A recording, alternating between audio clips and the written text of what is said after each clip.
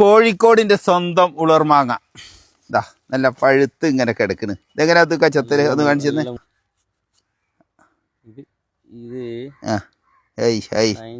ഇത് ഭയങ്കര ടേസ്റ്റ് ആട്ടോ. അത് മുമ്പ് ഇങ്ങനെ കുട്ടിക്കാലത്തൊക്കെ ഞാൻ കഴിച്ചിരുന്നു.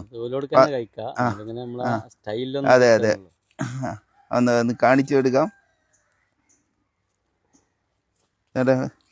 ആഹാ,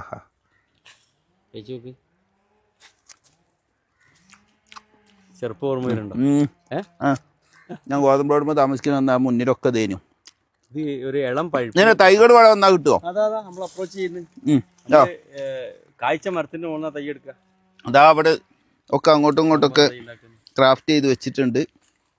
ഒക്കെ തീമന്ന് ഇങ്ങോട്ട് എടുത്ത് വെക്കുക. എന്നാ അപ്പോൾ നട്ടാലേ ഇത് ഉണ്ടാവുള്ളൂ കേട്ടോ. എൻ്റെ വീട്ടിലൊന്നുമില്ല. ഞാൻ ഇപ്പം അദ്ദുക്കാൻ്റെ അടുത്ത് വന്നിട്ടാ കഴിക്കുക. അതെ, വംശനാശം നേരിട്ടൊരു മാവും കൂടെ മുൻകാലങ്ങളിലൊക്കെ എൻ്റെ കുട്ടിക്കാലത്തൊക്കെ പല സ്ഥലത്തും ഉണ്ടായിരുന്നു.